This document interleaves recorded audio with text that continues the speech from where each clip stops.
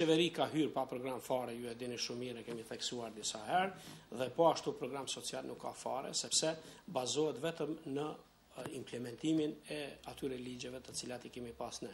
Me vetë këtë fakt tregon se kjo qeveri nuk ka përpunuar politika të reja për qytetarët e Kosovës. Ndërsa zëvendës ministri i punës dhe i mirëqenies sociale Gjergj Dedaj e thotë të kundërtën. Përpos programit social të qeverisë, ai krenohet me punët e deri tashme të qeverisë së Kosovës, përderisa premton suksese të njëjta edhe për vitet në vijim. Është e pamundshme më së pas ngecën, e thash se është një krizë e përgjithshme, jo vetëm në Kosovë. Dhe është e pamundshme, asnjë qeveri në botë nuk i kryen gjitha premtimet në 100%. Ajo domethënë vetëm kush është domethënë tepër e pandërgjegjshëm, më thonë se gjithçka ka më shkuar 100%, por mund të them se qeveria e Kosovës në vitin 2008 ka dhënë provimin historik me notë shumë të lartë.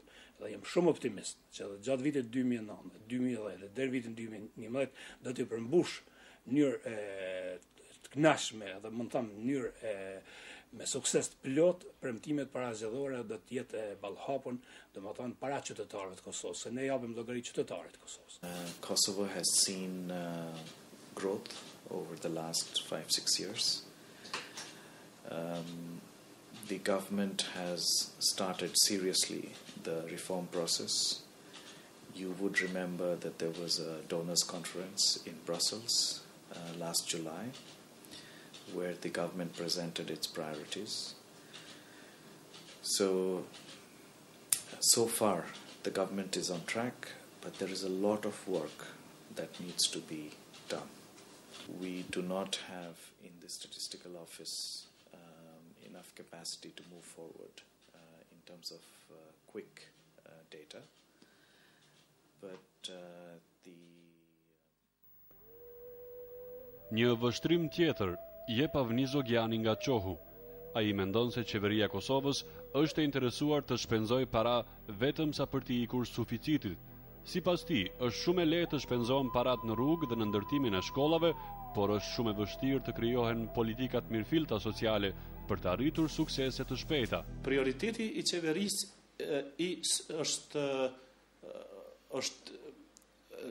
ka qenë definitivisht i pastudiuar.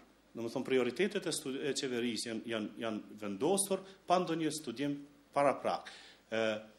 Ndërtimi i rrugëve dhe i shkollave para zgjedhësh e ka pas për motiv ikjen e suficitit. Domethënë e kanë identifikuar si mënyrën më të thjeshtë për të shpenzuar parat.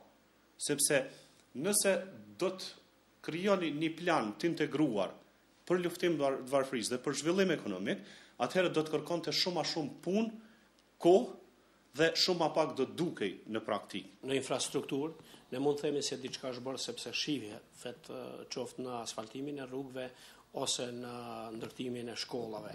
Por ne kemi anën tjetër. Sa është ngrit cilësia në edukimin dhe përmirësimin e cilësisë në arsim. Kjo do të jetë pyetja, sepse mund ndërtosh shkolla të mira, por nëse s'ke bërë një angazhim konkret që të ndryshojë cilësia e edukimit, atëherë ke ndërtuar godina apo s'ke ndërtuar njerëz. Dhe në njëjtën kohë, shtrimi i rrugëve nuk do të thotë përmirësim i jetës qytetarit, përveç se mundësi e lëvizjes më të mirë qytetarëve. Dhe qytetari ynë po ankohet për kualitetin e jetës dhe për rënjen e nivelit të gjendjes sociale në Kosovë.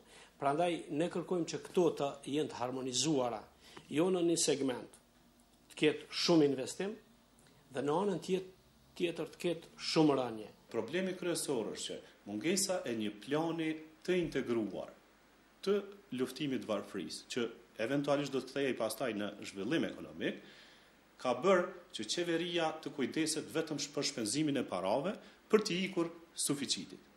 Edhe kjo definitivisht nuk do të përkthehet në zhvillim ekonomik. Ato njerëz të i nënçmojnë për arsye të ndryshme propagandistike.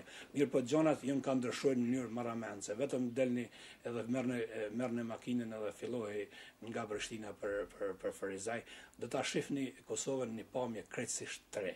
Domethënë Kosova po ec i pëlqeu dikuja, si pëlqeu, po ecë drejt zhvillimit ekonomik. Kosova po ecë drejt bërjes së një shteti tepër të suksesshëm dhe funksional, dhe Kosova po i përgatit kushtet për integrim dhe antarësime edhe në NATO, edhe në Bashkimin Evropian, edhe në Këshillin e Evropës, edhe në struktura të tjera. Vetëm ata aziliçarë, të cilët nuk ja dojnë të mirën në Kosovës, mund të mendojnë dhe thonë se në Kosovë nuk ka progres. Kosovë në fakt ka progres shumë të madh. Në kuadër të planit për luftimin e varfërisë dhe zbutjen e papunësisë, qeveria e Kosovës ditë më parë ka nënshkruar marrëveshje me shtetin e Finlandës për punësim sezonal. Këso marrëveshjesh, sipas zëvendës ministri Dedaj, do të ketë edhe me shtetet e tjera.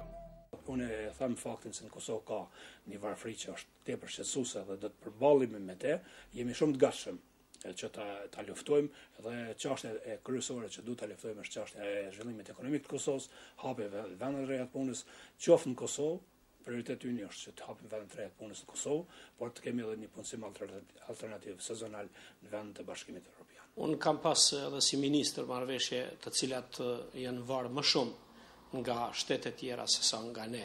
Dhe derisa në Kosovë nuk garantohet një cilësi e të kualifikuarve dhe njerëzve të cilët do të shkojnë dikun të punojnë, nuk ka mundësi edhe të gjejnë vende pune qoftë në Finland.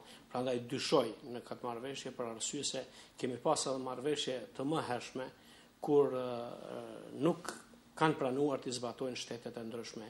Nga vendet që kanë gjendje të rëndë sociale, pak vende kanë mund të arrijnë që të deportojnë, përveç mënyrave të cilat kanë qenë të kaluarën, që kanë qenë mënyra ilegale të kalimit, por asnjë marrëveshje deri sot në këtë drejtim nuk është zbatuar, dhënë Zoti që kjo me Finlandën të zbatohet, por unë dyshoj sepse nganjëherë më shumë bëhet propagandë se sa punë efektive e cila mundson një cilësi për të dërguar jashtë e që tjetë efektive. Kosova deri në vitin e kaluar kur ka shpall statusin, pavarësinë e saj, nuk ka pasur mundësi as juridike, domethënë as mundësi tjera që të lidh marrëveshje drejt për drejta me shtetet e ndryshme, domethënë sepse s'kemi pas status, dhe kjo ka qenë domethënë një pasojë ose një handicap që Kosova mos ketë mundësi me punësue, me marrë drejt kontingjentesh për punësim sezonal.